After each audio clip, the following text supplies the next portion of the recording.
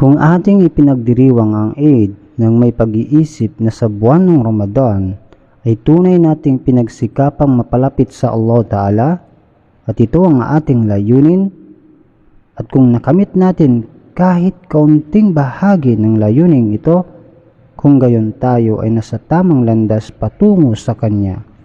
Ito ang tunay na kayamanan, ang kayamanang nagmumula sa Allah Ta'ala at nagdadala sa atin sa Kanyang malapit na pagsasama. Kung sa pamamagitan ng Ramadan ay iniwan natin ang ating masamang gawain at tinahak ang landas ng kabutihan, tunay tayong karapat-dapat na magdiwang. Kung ang ating antas ng pagsamba ay umangat at natagpuan natin ang Allah Ta'ala, tayo ay tunay na nakarating sa tunay na kasiyahan.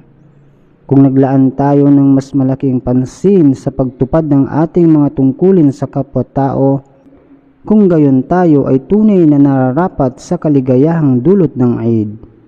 Gayon paman, hindi dapat matapos dito ang ating paglalakbay.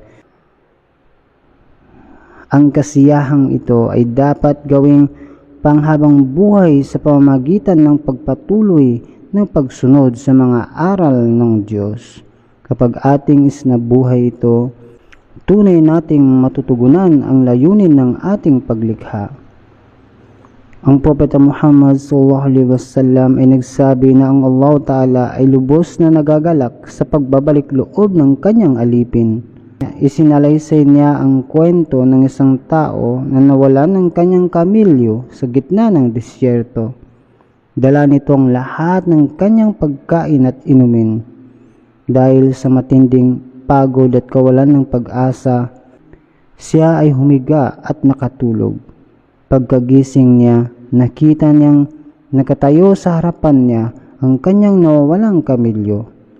Ang labis na tuwa ng taong ito ay hindi matutumbasan ng kagalakang nadarama ng Allah Ta'ala kapag ang isang makasalanan ay nagsisisi at bumabalik sa Kanya. Sa isa pang salaysay, sinabi ng Propeta Muhammad SAW na ang Allah Ta'ala ay mas natutuwa sa pagbabalik loob ng isang alipin kaysa tuwang nadarama ng isang inang muling nakasama ang kanyang nawawalang anak. Sinabi ni Hazrat Masih Maud a.s. na bagamat ang araw ng Eid ay isang pinagpalang araw, may isang araw na mas dakila pa rito na nakalulungkot na maraming tao ang hindi ito pinahalagahan at hindi ito hinahanap. Kung nalaman lang nila ang tunay na biyaya ng araw na ito, kanilang pagsusumikapang hanapin ito. Ano ang araw na ito? Ito ang araw na tunay na pagsisisi at pagbabalik loob sa Allah Ta'ala. Ito ay higit na mahalaga kaysa araw ng Jum'ah at Eid. Bakit? Sapagkat sa araw ng taus-pusong pagsisisi, ang talaan ng kasalanan ng isang tao ay nabubura. Ang puot ng Allah Ta'ala ay naglalaho at ang isang alipin ay naliligtas mula sa impyerno. Anong araw ang higit na masaya para sa isang tao kundi ang araw na iniligtas siya mula sa walang hanggang kaparusahan at inilapit sa habag ng Allah Ta'ala. Sa Ramadan, binuksan ng Allah Ta'ala ang mga pintuan ng kanyang habag at inanyayahan tayong magsisi at lumapit sa Kanya. Ngayon, sa araw ng Eid, ito ay isang pagpapahayag na ating sinikap na mapalapit sa Allah Ta'ala at tinanggap niya ito. Kaya naman, iniutos sa atin na ipagdiwang ito sa pamamagitan ng pagsusuot ng malilinis na kasuotan, pagpapahid ng pabango at paghahanda ng masarap na pagkain, isang simbolo ng kasiyahan na ating natamo ang biyaya ng Allah Ta'ala. Gayon pa man ang tunay na kasiyahan ng Eid ay hindi lamang panlabas, ito ay nangangailangan ng tunay na kadalisayan ng puso, pagsunod sa mga kautusan ng Allah Ta'ala, at ang pananatili sa mga mabubuting gawa. Hindi sapat ang pag-uulit ng pagsisisi ng walang kasamang pagsagawa ng kabutihan at pag-iwas sa kasalanan.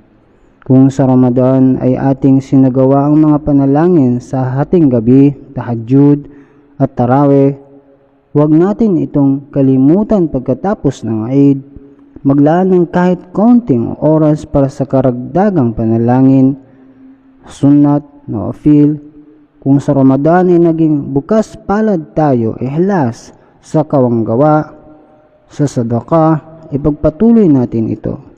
Kung naging mahinahon tayo at iniwasan ang hindi pagkakaunawaan, ipagpatuloy natin ang kapayapaan sa ating pamilya at komunidad.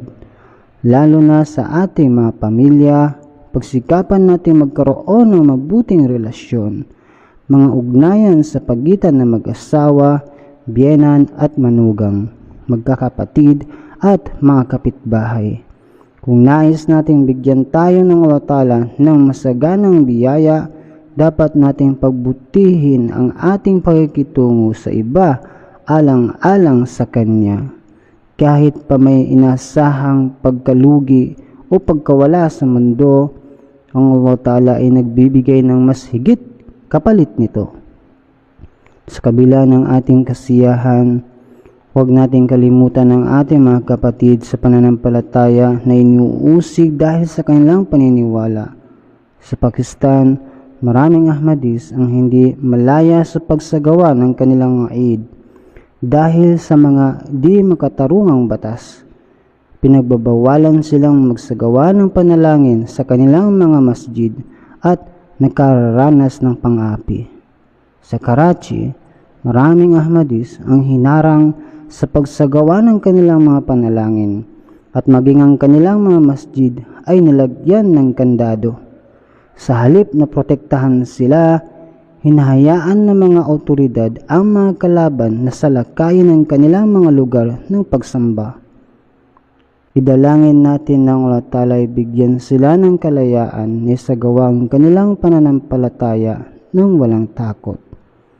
Gayon din, ipanalangin natin ang mga kapatid nating may sakit na ibigyan sila ng Allah Ta'ala ng kagalingan. Ipanalangin natin ang mga nag-aalay ng kanilang kayamanan para sa Islam, lalo na ang mga naglalaan para sa pagpapalaganap ng pananampalataya. Ipanalangin natin ang mga pamilya ng mga martir, silang mga nasyahid, na patatagin ng Allah Ta'ala ang kanilang pananampalataya at bigyan sila ng masaganang gantimpala. Habang ipinagdiriwang natin ang Eid, naway tunay nating maunawaan ang layunin nito. Hindi lang ito isang araw ng kasiyahan, kundi isang patunay na ating natamo ang habag ng Allah Ta'ala. Ang tunay na Eid ay ang araw ng ating mga puso ay nalinis, ang ating mga gawa ay naging matuwid, at ang ating mga pamilya at komunidad ay nakaranas ng biyaya ng Allah Ta'ala. Kung tayo ay magpapatuloy sa mga mabuting gawa ng Ramadan, kung ating isasabuhay ang tunay na diwa ng Islam, kung ating gagawin ang ating tungkulin bilang mga Ahmadis, kung gayon tayo ay magiging bahagi ng pagbibigay liwanag sa mundo sa pamamagitan ng dalisay na pananampalataya at kapayapaan. Naway bigyan tayo ng Allah Ta'ala ng kakayahan na panatilihin ang mga pagbabagong ating natamo sa Ramadan at naway ipagkaloob niya sa atin ng tunay na Eid, ang pagbabalik loob sa Kanya at ang Kanyang walang hanggang habag. Amin.